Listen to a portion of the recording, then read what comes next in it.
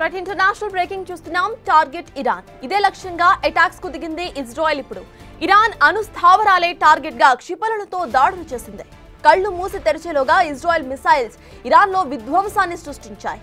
ఇంకా చెప్పాలంటే ఇరాన్ కు నిద్రలేని రాత్రిని మిగిల్చింది నెతన్యాహు సైన్యం.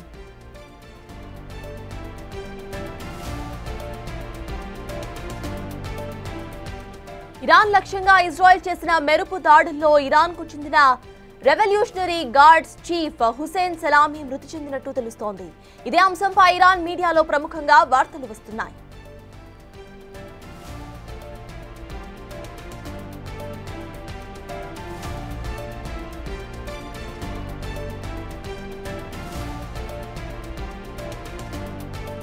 ఇప్పటికే ఓవైపు మిడిల్ ఈస్ట్ లో ఉద్రిక్తతలు చల్లారకపోగా రోజు రోజుకు పెరుగుతూనే ఉన్నాయి. ఈ క్రమంలోనే మరోసారి ఇరాన్ పై తీవ్ర స్థాయిలో దాడులకు దిగింది ఇజ్రాయెల్. అత్యవసర పరిస్థితి ప్రకటించి మరీ అటాక్స్ కు దిగింది టెహరాన్. వందల సంఖ్యలో క్షిపణులను ఇరాన్ పై ప్రయోగించింది. దీంతో ఇరాన్ అప్రమత్తమయ్యేలోగానే జరగాల్సిన నష్టమంతా కూడా జరిగిపోయింది. ఇప్పటికే ఇరాన్ పై ఏ క్షణమైనా దాడులు జరగవచ్చని అమెరికా అధ్యక్షుడు డొనాల్డ్ ట్రంప్ ప్రకటించారు.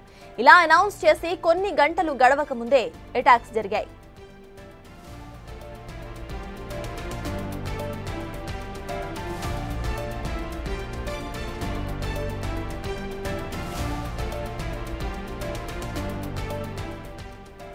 ప్రపంచం మరో యుద్ధాన్ని ఎదుర్కొంటోంది. ఇప్పటికే రష్యా, యుక్రెయిన్, ఇజ్రాయెల్, పాలస్తీనా యుద్ధాలు కొనసాగుతూ ఉండగా ఇప్పుడు ఇరాన్, ఇజ్రాయెల్ యుద్ధం మొదలవటం మిడిల్ ఈస్ట్ ను మరింత భయంకరంగా మార్చిపోతోంది అన్న భయాలు మొదలయ్యాయి.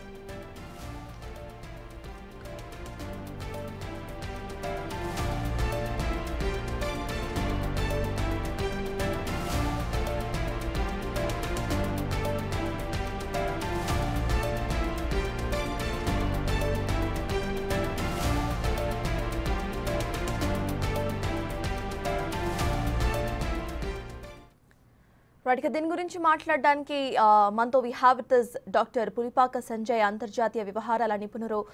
నమస్తే అండి.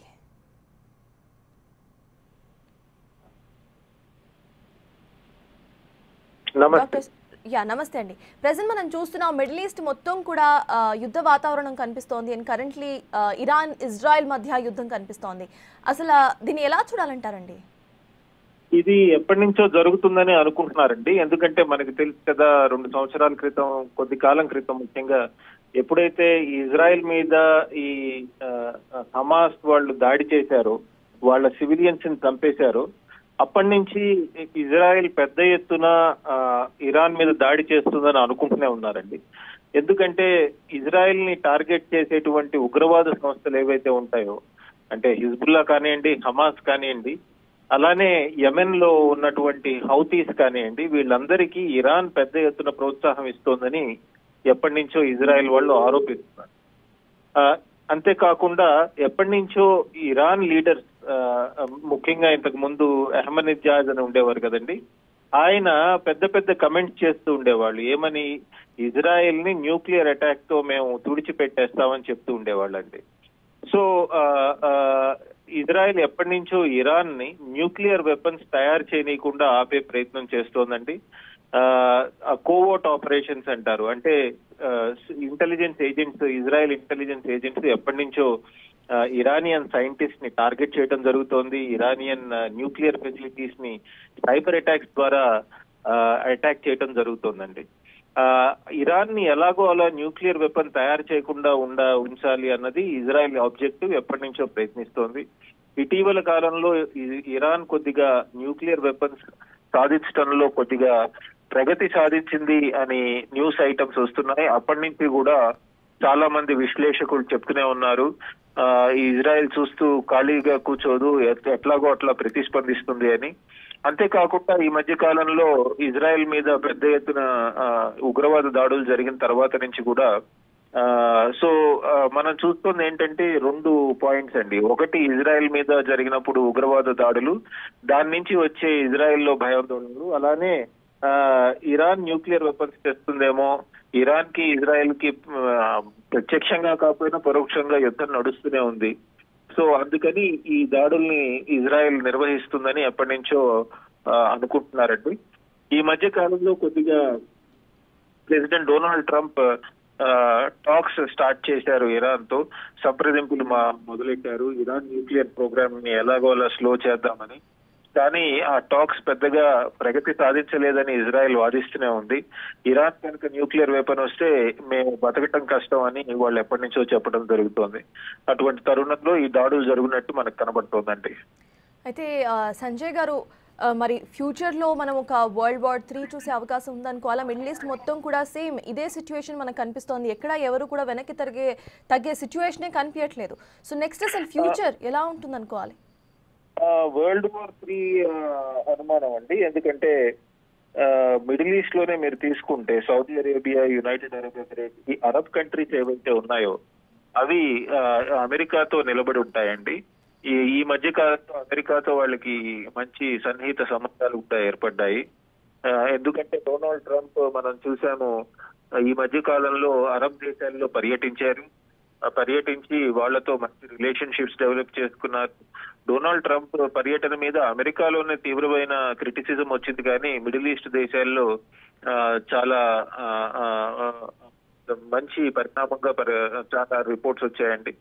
అలానే ఉగ్రవాదులు సంస్థలు అయినటువంటి సిరియా అటువంటి దేశాల్లో కూడా అమెరికా మంచి సంబంధాలు పెంచుకునే ప్రయత్నం చేసింది. ఇవన్నీ చూస్తుంటే మనకు అనిపిస్తుంది ఏంటంటే బహుశా అమెరికా ఈ దాడి జరుగుతుందని తెలిసే ఇన్ని దేశాలతో సత్సంబంధాలు పెంచుకుంటుందేమో.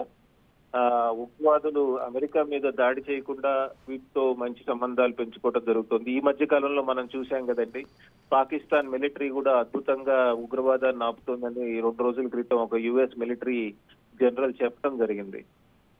అంటే ఇరాన్ చుట్టూ ఉన్న దేశాలన్నింటినీ అమెరికా వైపు తిప్పుకోవడం జరిగింది ఆల్రెడీ. సో ఇరాన్ కి సపోర్ట్ గా ఇప్పుడు వెళ్లేది నా ఉద్దేశంలో మహా అయితే రష్యా, చైనా, వీళ్ళు కూడా పరోక్షంగానే చేస్తారండి. ప్రత్యర్థంగా ఏమీ వాళ్ళు యుద్ధానికి దిగరు. ఎందుకంటే రష్యా యుక్రెయిన్ యుద్ధంలో ఇరుక్కుపోయింది. పెద్దగా కొత్త యుద్ధం చేయాలంటే కొత్త వనరులు అవసరం అవుతాయి. రష్యా అవన్నీ మొబిలైజ్ చేయగలదా అని. అటు చైనాకి ప్రాబ్లం ఏమొస్తుందంటే అటు తైవాన్ తో అటు అమెరికాతో పెసిఫిక్ ఐలాండ్స్ లో కొద్దిగా ఇబ్బందులు ఉన్నాయి. అటువంటి తరుణంలో ఇటువంటి యుద్ధం చేస్తుందా, ప్రత్యర్థంగా అమెరికా మీద దాడి జరుపుతుందా అన్నది ఇంకా తెలియదండి.